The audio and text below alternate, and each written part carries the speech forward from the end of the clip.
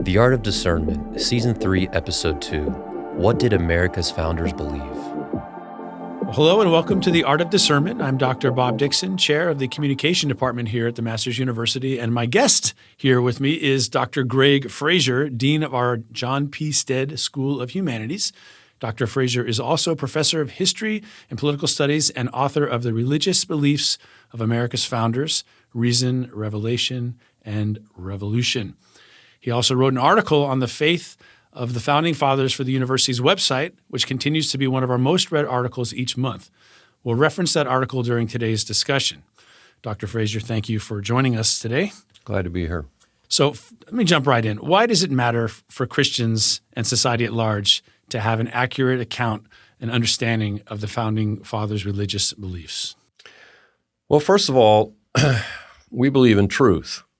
And we believe that truth is important. And so I think that just off the top, it's important if we know the truth about something, that's what we believe and that's what we teach. And so that's really kind of at the base of it. But there are a lot of reasons why it matters.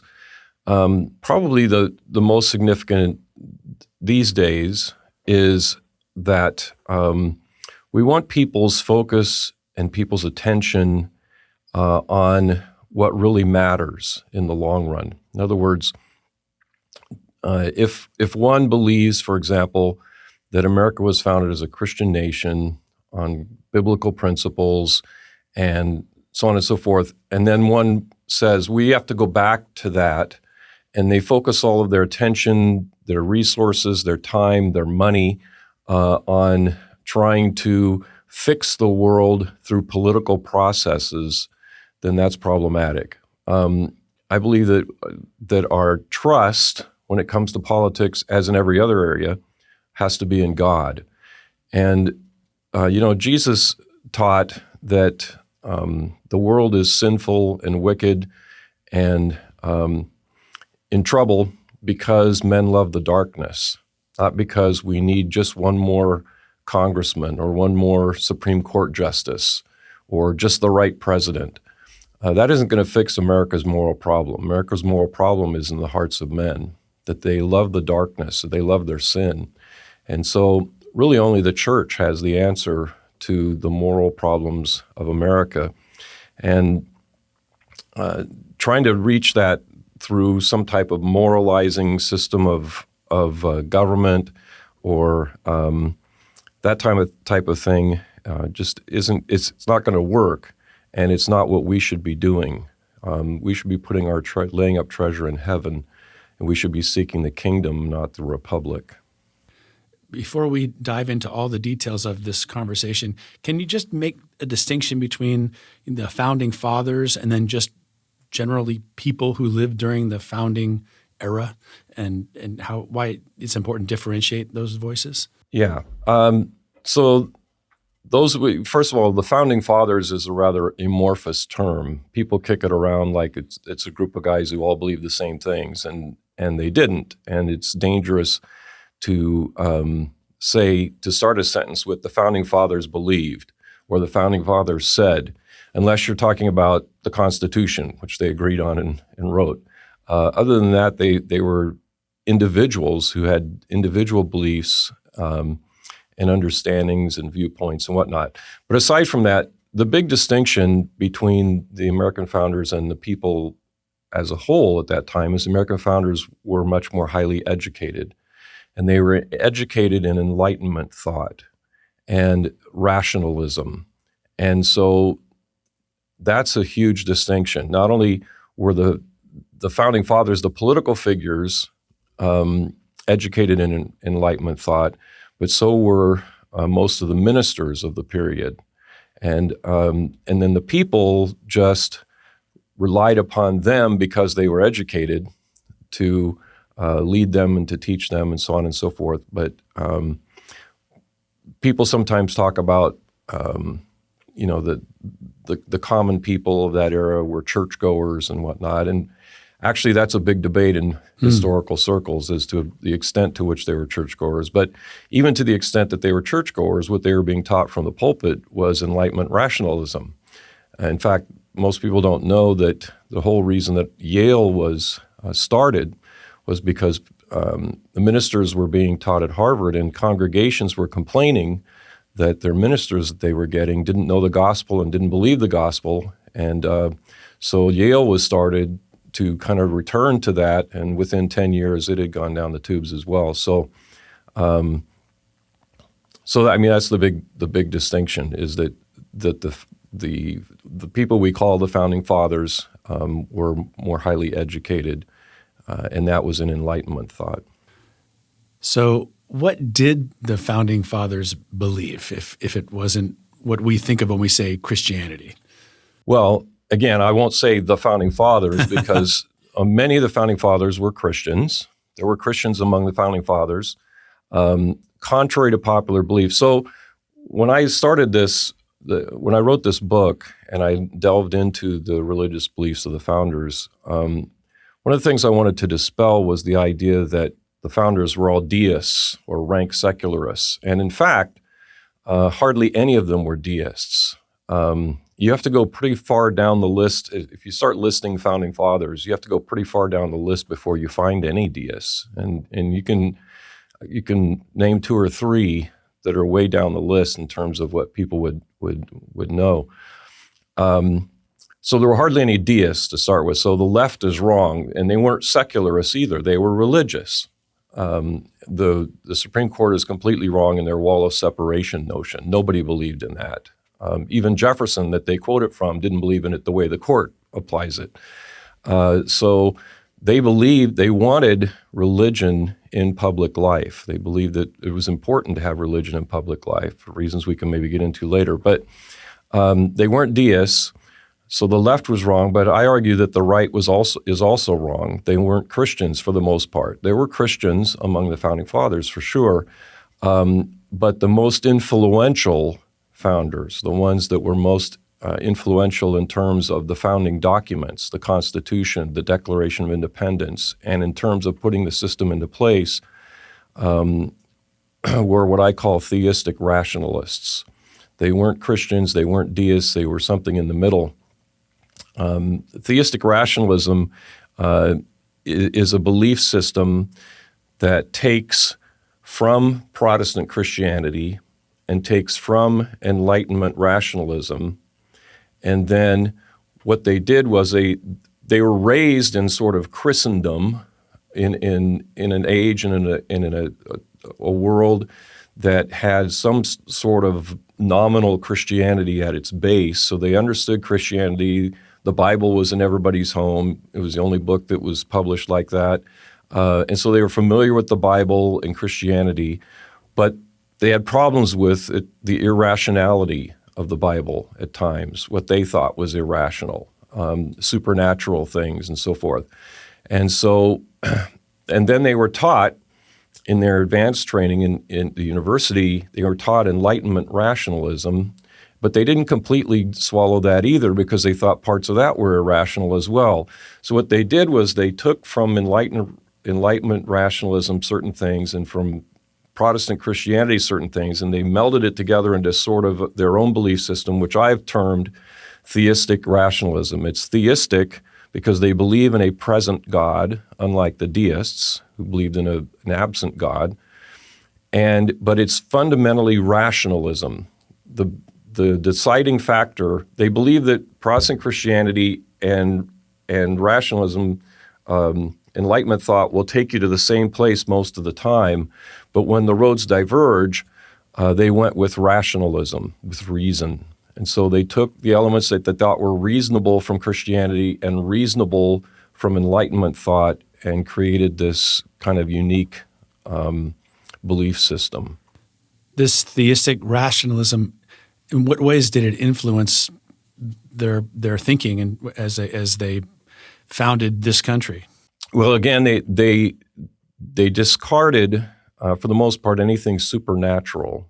Now, some of them believed in miracles only because they thought it was rational that a powerful God could do miracles. Others believed that that miracles were irrational because they believed that this God, whoever he was, had created everything and set everything running according to certain laws, certain natural laws. You see that in the very beginning of the Declaration of Independence, for example, the laws of God, of nature and nature's God. And so they thought it was irrational for a perfect and powerful God to create a system of laws and then violate them with miracles. So some didn't believe in miracles, some thought it was rational, so on and so forth. You find this language in the Declaration of Independence quite a bit, and they use what I call God words in the Declaration of Independence. They're not biblical terms for God. The only biblical term for God in the Declaration is creator, and everybody believed in a creator then. The deists did too, because there was no other option. It was before Darwin, and everybody believed in a creator.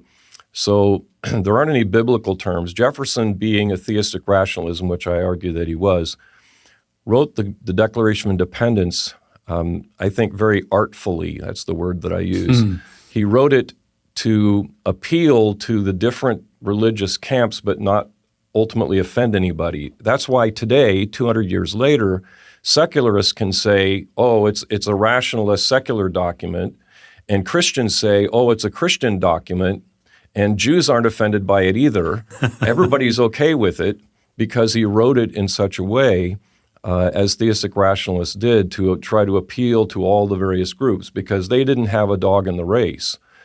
For theistic rationalists, the thing that was important about religion, and they thought religion was important. Let me just mention this. So you're going to create a republic, a free government with free people. So the fundamental question in government is the obligation question. Why should people obey? Or how do you get people to obey? And in a totalitarian system or an absolutist system, it's simple. You have an iron fist that makes people obey. But what do you do in a free society? And their answer was morality. You have to have morality in a free society. And so that's where religion comes into play, because religion teaches morality. Religion produces morality. That's why George Washington, for example, in his farewell address, keeps talking about religion and morality, and morality. And for many of them, that was like one word, religion and morality, because that was the purpose of religion. And you need to have religion in public life to have morality to help govern society. And so that's why they need religion in society. But they didn't like doctrines, because doctrines were divisive, and they wanted people to be united. And Benjamin Franklin, who gave to all the churches in Philadelphia, and he said late in his life, as I go out of this life, I hope to have not offended anyone. Franklin's sort of that way. He's kind of touching all the bases, and that's kind of a similar thing to the rest of them. But anyway, so this morality is the critical thing that you need in public life, and not specific doctrines or churches, because those are divisive. Franklin once said of a pastor that he didn't have any use for him because he was more interested in making people good Presbyterians than good citizens. Okay. I've heard that. That's funny. I've heard, and we've all heard, whoa, the Puritans, they founded America. They founded this country.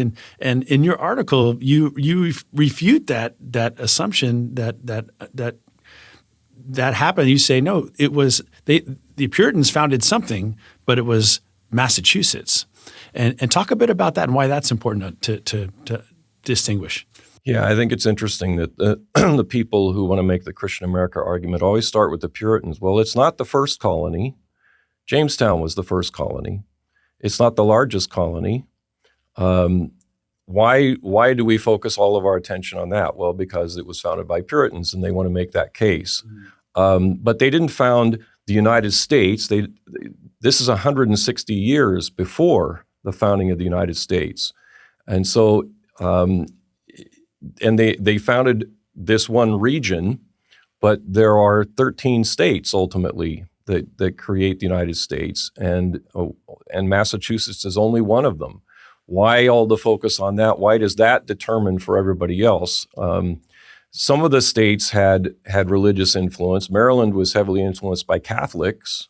Why don't we say it's a Catholic thing? And two of the states were founded by people who were kicked out of the Puritan colonies, and roughly 7 of the states had no religious influence whatsoever. And so I just don't think it makes any sense to. And by the way, we should also note that the Puritan experiment was basically done before you even get out of the 1600s. Before you get to the 1700s, the Puritans are involved in the slave trade. They're making rum and selling rum on a large scale. They've massacred Indian tribes. So even before you get to the 1700s, the Puritan Commonwealth, as we talk about it, is basically already gone, and it's pretty secularized. You also mentioned that some founders had a different understanding of Christianity compared to contemporary evangelicals. Can you unpack that a little for us? Yeah, some of the founders spent a lot of time studying religion and religions, John Adams and Thomas Jefferson and Benjamin Franklin in particular. And it's interesting because John Adams is often the one that everybody says, oh, here's proof that it's a Christian nation because he was in a Congregationalist church, and here's a Reformed guy. People still make that claim, even though that church turned Unitarian when he was in college. Was one of the first Unitarian churches in New England that is, not believing the deity of Christ. And Adams, even at that age, in his journal, referred to the deity of Christ as an absurdity and the atonement by Christ as an absurdity. And he's kind of actually the quintessential theistic rationalist because he had more sort of Christian influence than some of the others, and yet, again, took certain elements out of it but rejected the rest. And those guys, Jefferson and Adams in particular, who studied religion and religions a lot more and interacted a lot in their letters about that, they specifically rejected virtually the whole Master's University doctrinal statement, especially anything Calvinist. It's ironic because one of my friends that I just debated the other night at another school constantly refers to John Adams as a reformer because he was at a Congregationalist church, not looking at what he actually believed or what the church believed, but it was a Reformed denomination, so therefore. And Adams and Jefferson had this thing that they did with each other when they were excoriating Calvinism, in which Adams at one point said to Jefferson, "I wish you good health until I believe even one element of Calvinism because that would make you immortal."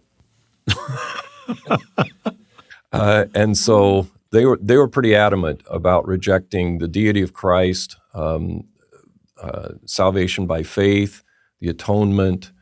You go pretty much down the doctrinal statement. Original sin, they rejected virtually all the elements of fundamental real Christianity because they found them to be irrational.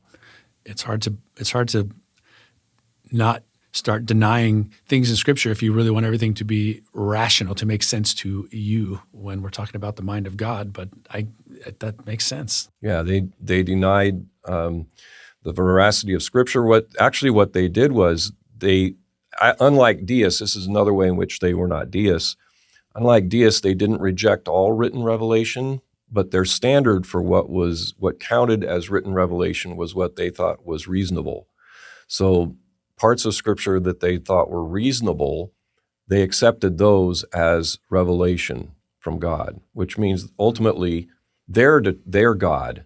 They're determining what is valid revelation and what isn't. That's why Jefferson famously or infamously cut up the New Testament and the Gospels, I should say, cut up the Gospels cut out everything supernatural and miraculous, and then pasted it back together and created his own sort of version of the New Testament, which is still in print today. It's called the Jefferson Bible. That isn't what he called it.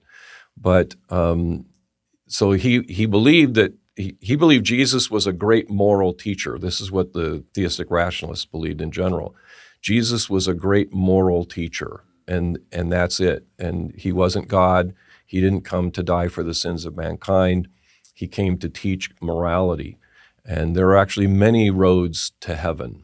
And Jefferson in particular, for example, talks about some of the ancient Greek religion and how he expects to see those people in heaven.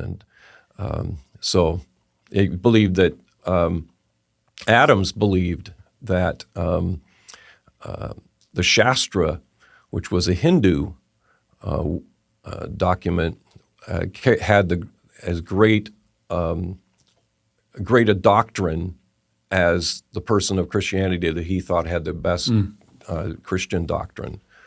So, Thomas Jefferson, Mr. President, we thank you for the Declaration of Independence and your leadership, but we're sorry to tell you your admission to Masters University has been denied.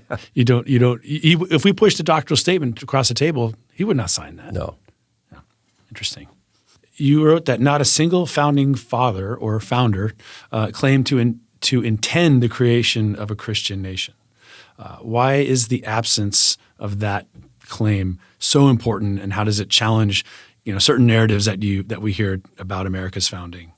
Yeah, well, you would think if in fact they collectively, the founding fathers, intended to create a Christian nation, which is what is said, that one of them at least would have said so. Would have made that claim. The claim is made all the time today in reverse, but no one said it at the time. And they didn't, because if anyone had said it, it would be blazoned across the doorways of all the Christian schools of America, right? And over the libraries and so forth. There'd be big quotes and big block letters.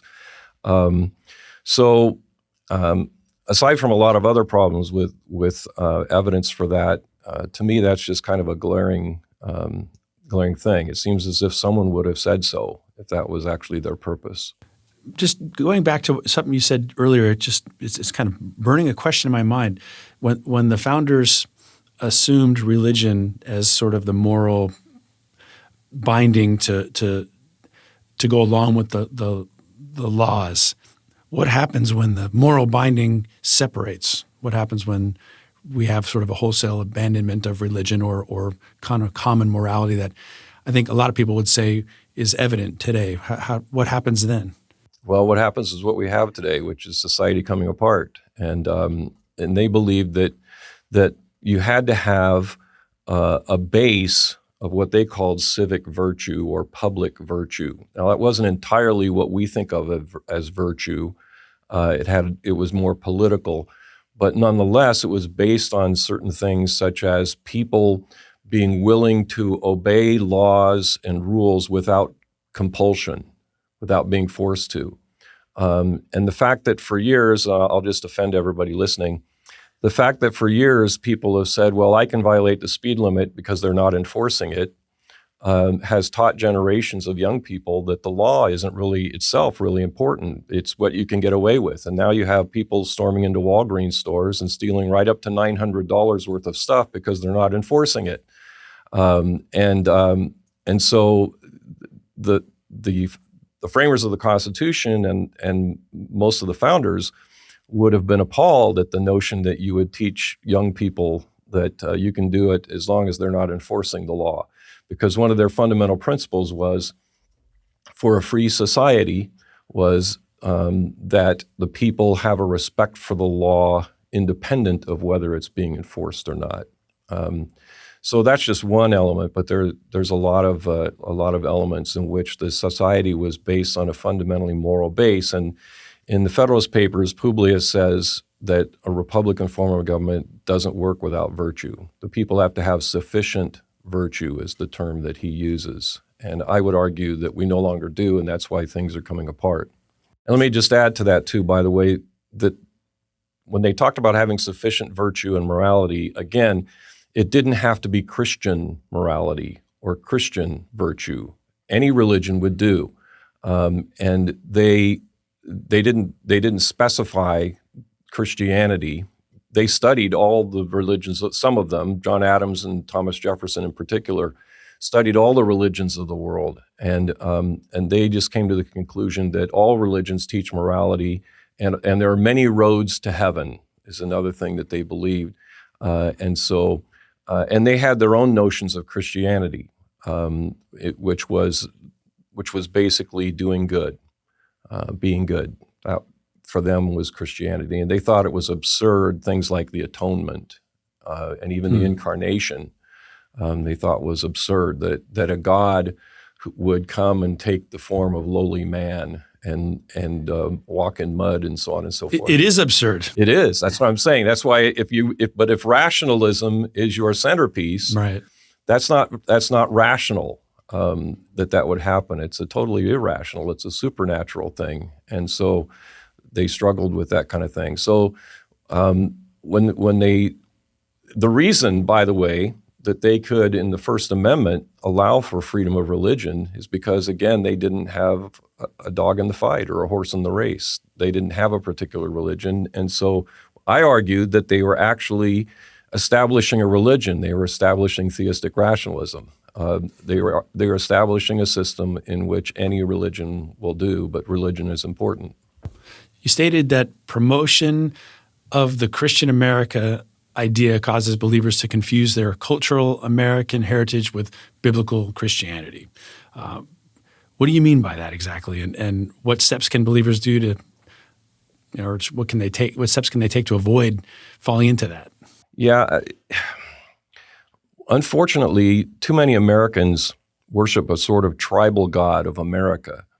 And we have these national holidays in which the ceremonies collect all the religions together, and they all do this, that, and the other in celebrating these holidays. And so there's not really a distinctive Christian element. And there's too many people, because of the way they've been taught, now link Americanism with Christianity.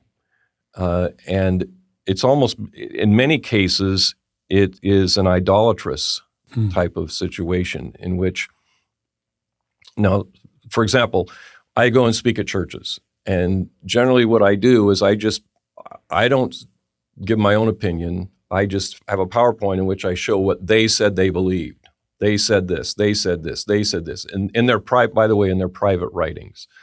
That's where you find out what they really believe, in their journals and in their diaries and in their personal correspondence. And I just show people what they believed. And most people, when I do this at churches, say, wow, I didn't know that, okay, And then some people will come up and be irate because I'm challenging, this notion of America as a Christian nation. And in my view, they have so linked Americanism and Christianity that they can't separate them, and I think that's a very dangerous and deadly thing to do, because what you're doing is adding to the gospel, and that's not a good road to go down. I hear complaints from the left. Oh, the right is trying to rejoin or put together the church and the state. It doesn't sound like that was ever the intent for that to take place. No, this wall of separation idea is I call it goofy. They did not want to separate religion from public life. They wanted, and there's all sorts of examples done by them. I mean, they held religious services in the Capitol building. Even Jefferson attended. So they absolutely wanted religion in public life. It just didn't have to be Christianity. In fact, they prefer that it weren't Christianity because Christianity is too singular, and it's not all-inclusive. Real Christianity is not all-inclusive. But they wanted religion in public life because of the morality that they needed. Do you think there's any way off of what feels like a precipice for our country, given that it feels like wholesale abandonment of that morality that the founders said was so crucial? No. Yeah. No, I shouldn't say I was hoping for a better answer, but I believe you might be right. That's my shocking answer. My real answer is yes, there is hope if God decides to intervene. Yeah. God can do whatever he wants, and he can certainly turn everything around. And again, that's why our trust should be in him. It's not going to turn around if we elect, a certain person president, or if we get the right Supreme Court justices. That can sort of stem the tide for a while. But fundamentally, America is what its people are. The founders some of the founders used to say that no constitution can indefinitely protect a foolish or vicious people. No matter what system you set up, if the people are fools, or vicious here doesn't mean like a Rottweiler, it means full of vice. Mm-hmm. If the people are fools or full of vice, then it doesn't matter what system you set up, eventually it's going to go down. And they were fond, by the way, of quoting and looking at the Roman Republic. And much of our legal system was based on the Roman Republic. And then they warned against what happened to the Roman Republic, which it went down and became a dictatorship. And I see a lot of seeds of that, the same types of things that happened in the Roman Republic. So I don't think they'd be very comfortable today. I could see what you're saying. If a general morality isn't restraining the people, then you need that iron fist that you believe you need the iron fist that you mentioned at the beginning of our podcast. And look at how enthralled people become with charismatic individuals. On the left, Barack Obama; on the right, Donald Trump. And when things get hard, people tend to look to strong individuals when things get difficult. And that's the root many times. That was not to throw the thing you can't ever throw into an argument, but that was how Hitler came to power. That was how Mussolini came to power. Mm-hmm. That's how Franklin Roosevelt got elected to 3 terms, actually 4 terms as president, served 3 terms and was elected to 4. People look to a strong leader when things aren't going well. So, this is a fascinating subject. It's historical, but it has, like all history, ramifications in the present. Where can our audience go to find out more about our founders and about maybe even where our country's been and where it's going? Well, the best place is my book, there frankly, you go, yeah. Because I coined this notion of theistic rationalism. And by the way, let me emphasize again, there were Christians among the founders. What I did in my book was look at 8 key founders who were the most responsible for the founding documents and for putting it into play. And by the way, I went to the National Archives in Washington, D.C., looking at the documents. And when I was there, I don't know if they still have it there because they changed displays.